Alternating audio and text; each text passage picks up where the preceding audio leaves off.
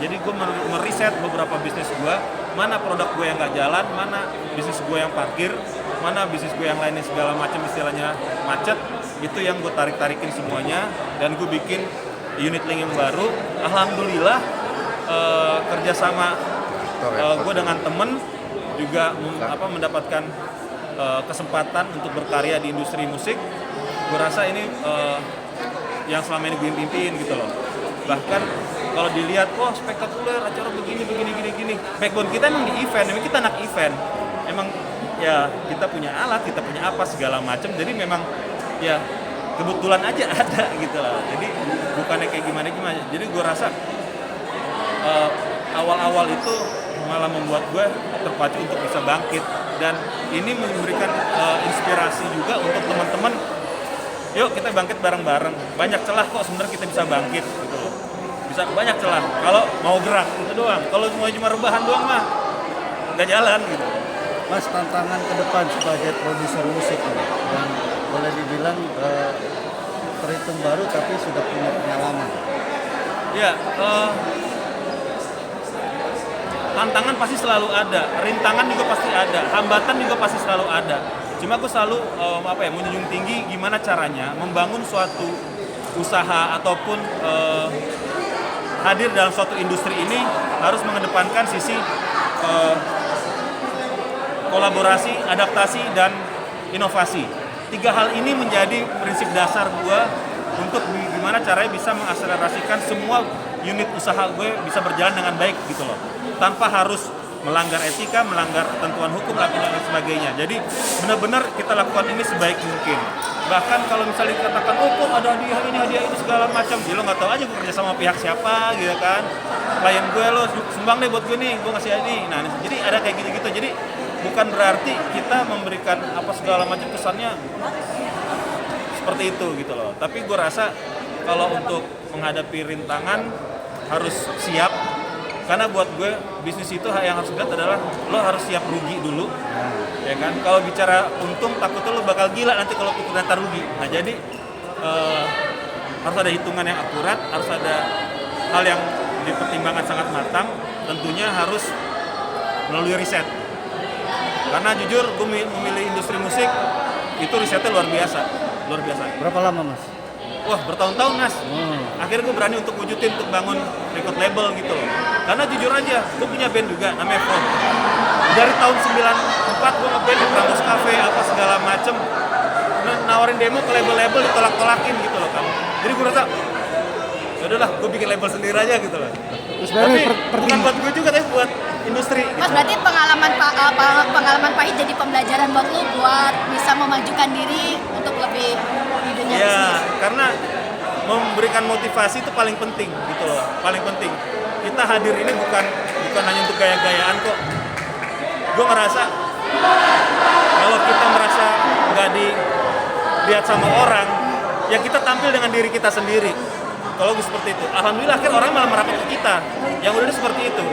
Nah inilah yang harus kita pecahin nih stigma bahwa kalau memang gue nggak diterima istilahnya pada saat itu, tapi gue bisa menghadirkan dan kalian bisa terima apa yang gue hadirkan.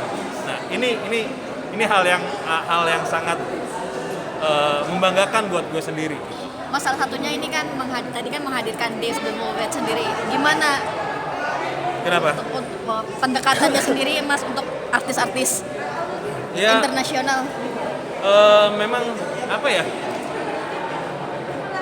Surprise juga ya dalam artian Dave ini juga bisa memberikan semangat juga sebagai sahabat. Kita memang temenan juga. Lalu gue juga bukan walaupun teman tapi nggak semata-mata langsung kita langsung kita ikut sama Dumeka Record juga. Bahkan sempat gue lepas dulu, lo serah deh siapa label yang mengambil gitu. Nah ternyata banyak juga yang mau menyangkut ke dia, tapi dia sendiri melihat, bro, gue pengen ada di industri ini juga bareng-bareng gitu loh, tumbuh bareng-bareng. Cuma gue bilang memang butuh proses.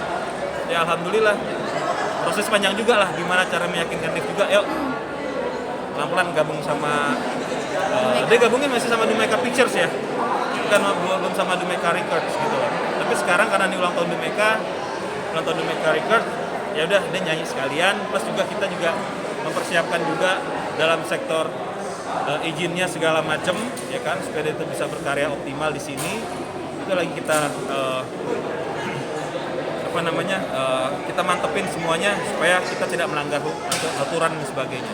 Mas Ferry, untuk pencarian bakat talent-talent di Dumeka ini, Mas Ferry, untuk sosok si penyanyi-penyanyi seperti apa sih? Kenapa Mas?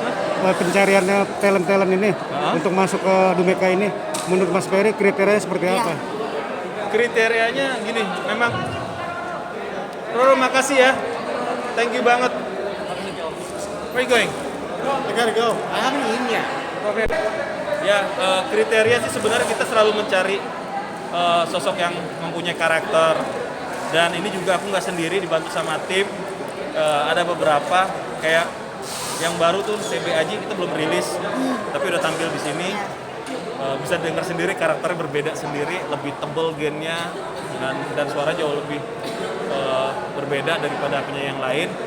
Dan ini bukan ya kayak Dava ya, penyanyi cilik aja istilahnya, nyanyi beneran gitu loh, bukan nyanyi yang ala-ala gitu. Jadi memang kita juga melihat dari sisi karakter utama. Kalau karakter utamanya sudah bagus, tinggal diasah, di coaching yang benar, diarahin benar, pasti akan jadi hal yang bagus.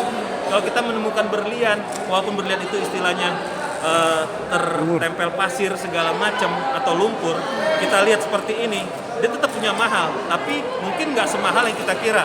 Tapi kalau lumpurnya kita bersihin, kita alusin segala macam, tampilan lebih cantik, dia pasti akan mempunyai nilai yang lebih tinggi. Jadi atau punya value yang lebih baik. Makanya di Dumeka Records ini kita memang istilahnya memberikan kesempatan buat penyanyi-penyanyi baru untuk bisa lebih berkarya, dan kita kasih kesempatan mereka juga untuk explore karakter mereka masing-masing, dan juga bisa mendapatkan kesempatan juga coaching dari kita, dari yang kita siapin. Mas berarti sudah pure terjun ke bisnis so far untuk entertainment, untuk misalkan sinetron or acting lah.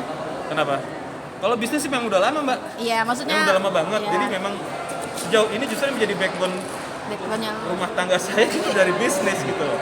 Syuting sih istilahnya alhamdulillah bonus ya. Tapi saya nggak meninggalkan itu semua. Syuting tetap saya jalanin kalau ada waktunya, walaupun banyak kalahnya gitu kan. Tapi saya juga jarang di sini, keliling terus. Jadi ya saya enjoy lah apa yang saya lakuin.